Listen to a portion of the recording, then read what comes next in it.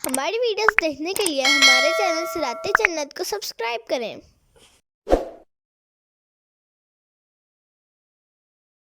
الیوم تجزا کل نفس بما کسبت۔ ترجمہ کنز العرفان۔ آج ہر جان کو اس کے اعمال کا بدلہ دیا جائے گا۔ لا ظلم اليوم، آج کسی پر زیادتی نہیں ہوگی۔ ان اللہ سریع الحساب، بے شک اللہ جلد حساب لینے والا ہے۔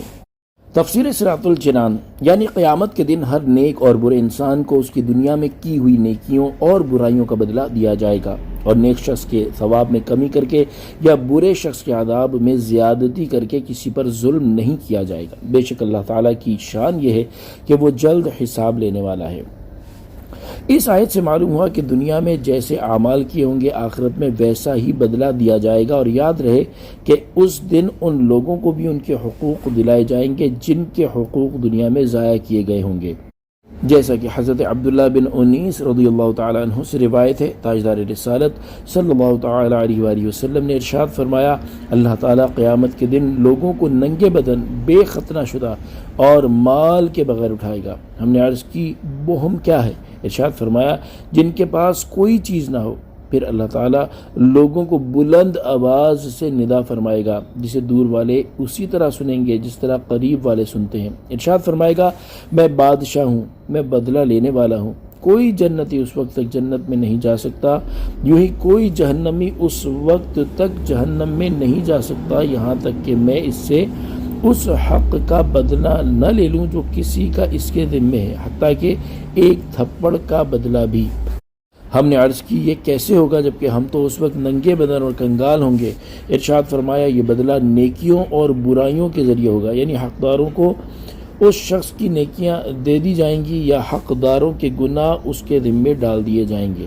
پھر رسول اکرم صلی اللہ تعالی علیہ وآلہ وسلم نے یہ آیت تلاوت فرمائی، الیوم تجزا کل نفس بما کسبت لا ظلم اليوم۔ ترجمہ آج ہر جان کو اس کے اعمال کا بدلہ دیا جائے گا، آج کسی پر زیادتی نہیں ہوگی۔